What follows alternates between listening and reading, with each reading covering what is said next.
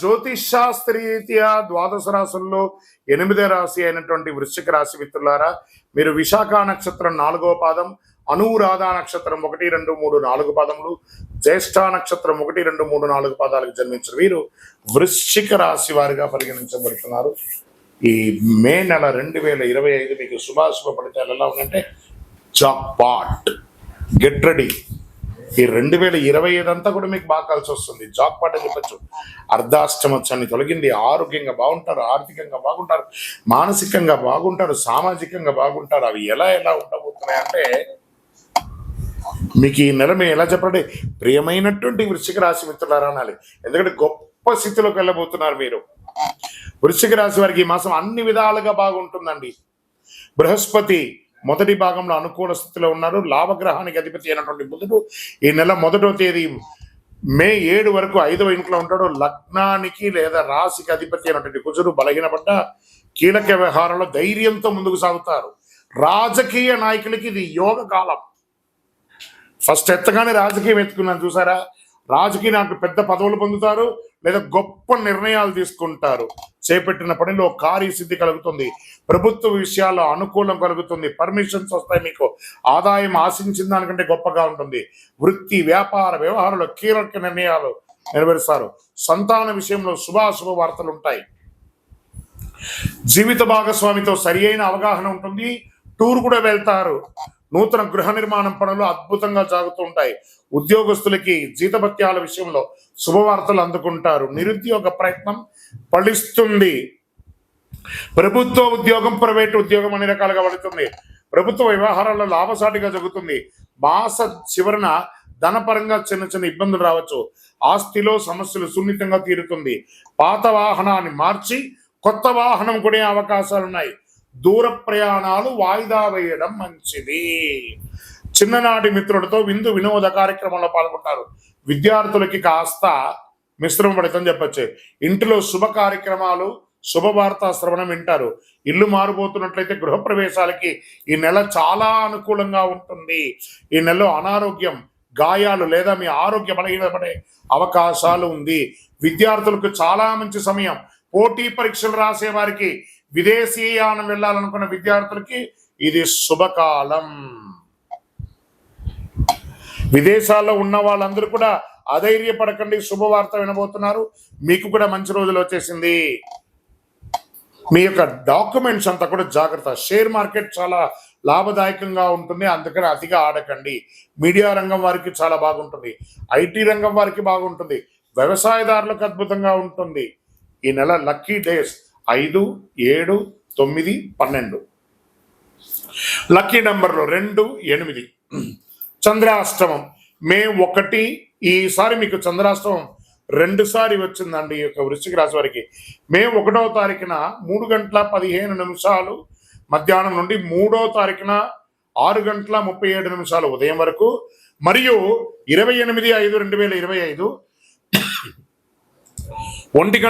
1:36 మధ్యాహ్నం నుండి 30/5/2025 3:42 సాయంత్రం వరకు చంద్రాష్టమం ఉంటుంది. కాబట్టి ఈ యొక్క 4.5 రోజులు వాహనం నడిపేటప్పుడు, ఇతరులతో మాట్లాడేటప్పుడు, దస్తావేజులు సంతకం పెట్టేటప్పుడు ఎదుటి వారితో చక్కగా ఉండండి, జాగ్రత్తగా ఉండండి. మరి పరిహారం ఏమైనా ఉందా అంటే, వెంకటేశ్వర స్వామికి కలవు వెంకటనాదాయ అంటారు సరా, ఆ స్వామి వారికి కాలినడకగా వెళ్ళి తలనీలాలు ఇస్తారా, అంగ ప్రదక్షిణాలు చేస్తారా, గిరి ప్రదక్షిణం చేస్తారా, చెయ్యండి. చాలా విశేషం. దీపం వెలిగించండి. చక్కగా ఇష్టదైవ ప్రార్థనలో మీ వయసు సంఖ్య ఎంత ఉందో అన్ని దీపం వెలిగించండి నువ్వుల నూనెతో. ఆదివారం దుర్గారాధన, మహాలక్ష్మి ఆరాధన ప్రార్థన చేయండి. కనకదార స్తోత్రం పారాయణం చేయండి. మీ ఇంటి ఇలవేల్పును ప్రార్థన చేయండి. అందులోనూ వృశ్చిక రాశి వారు ప్రత్యేకంగా ఈ కరుంగాళిమాలను ధరించండి. అతి శక్తివంతమైనటువంటి కరుంగాళిమాల. ఆరోగ్యం బాగుంటుంది, ఐశ్వర్యంగా ఉంటారు, ఎంతో గొప్ప ఫలితాలు పొందుతారు. ఏ విధమైనటువంటి నెగిటివిటీ ఉన్నా కూడా పోతుంది. అన్ని రకాలుగా లాభం పొందుతారు. మీ వ్యక్తిగత జాతకం తెలుసుకోవాలనుకుంటే ఈ కింద కనబడుతున్నటువంటి నెంబర్కి మీ పేరు, date of birth, time of birth, place of birth WhatsApp చేయండి. మత్స్య పురాణం 65వ అధ్యాయం ప్రకారం ఈశ్వరుడు పార్వతీదేవికి సర్వకామప్రదమైనటువంటి అక్షయ తృతీయ వ్రతం గురించి చెప్పారు. శ్రీ నారద పురాణం కూడా ఈనాడు చెయ్యి దాన ధర్మాలు అత్యధిక ఫలితాన్ని ఇస్తాయని చెప్పబడుతుంది. కుబేరుడు అక్షయ తృతీయ రోజు లక్ష్మీదేవిని పూజించడం వల్ల ధనవంతుడయ్యాడట. మహాభారతంలో శ్రీకృష్ణుడు ద్రౌపదికి వస్త్రావరణం అప్పుడు చీరను ప్రసాదించింది కూడా ఇదే రోజు. ఇంత అద్భుతమైనటువంటి రోజు ఖరీదైన వస్తువులు, బంగారు ఆభరణాలు, తమ సంపద, శ్రేయస్సు అన్నీ కూడాను భగవంతుని ముందర పెట్టి పూజ చేస్తారు. అక్షయ తృతీయ వంటి పవిత్రమైన రోజు లక్ష్మీదేవిని పూజించడం ఎలా అంటే, ఒక మంచి రాగి చొమ్ము తీసుకోండి, కల్లుప్పు ఉంటుంది కదా, తమలపాకు వేసి ఆ కల్లుప్పు తమలపాకు మీద వేయండి, రాగి చొమ్ము దాంట్లో పెట్టండి. మీ ఇంట్లో ఉన్నటువంటి కాయిన్స్ ఉంటాయి కదా, రూపాయి కాయినో, 5 రూపాయల కాయినో, 10 రూపాయల కాయినో, లేదా మీ బంగారు ఆభరణము, అవన్నీ కూడా దాంట్లో పెట్టండి, పూజించండి.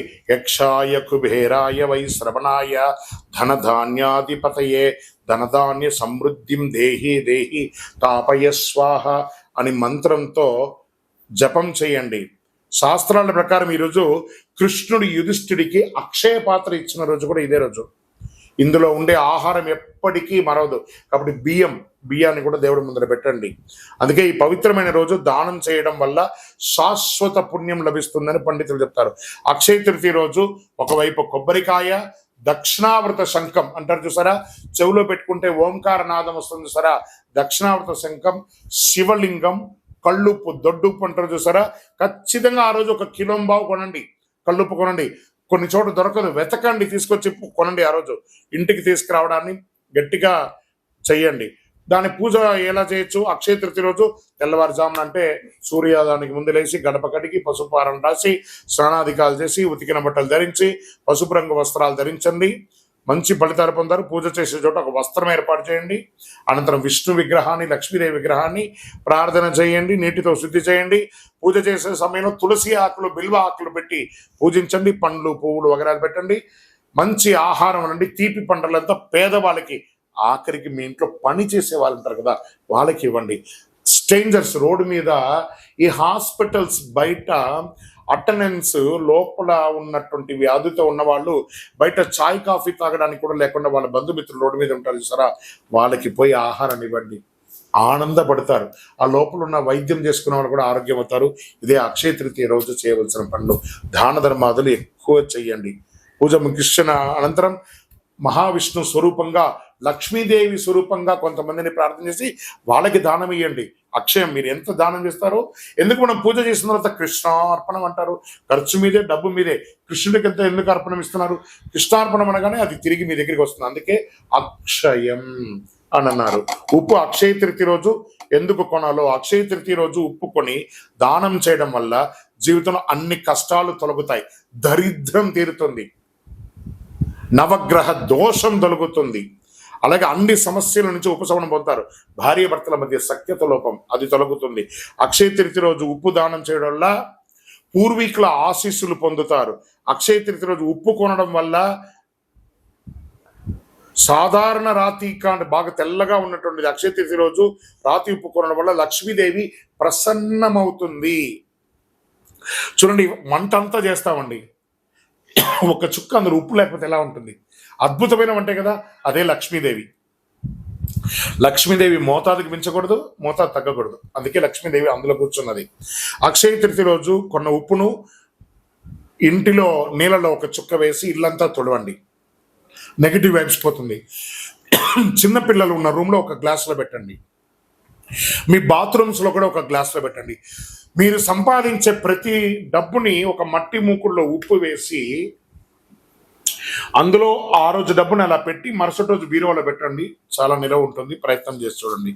ఇలా ఎన్నో చెప్పుకుంటూ పోవచ్చు. అక్షయ తృతీయ రోజు, అక్షయ తృతీయ రోజు మీ మనసుకి ఏది నచ్చితే అలా చేయండి. ఆరోగ్యంగా ఉండి సంతోషంగా ఉండి.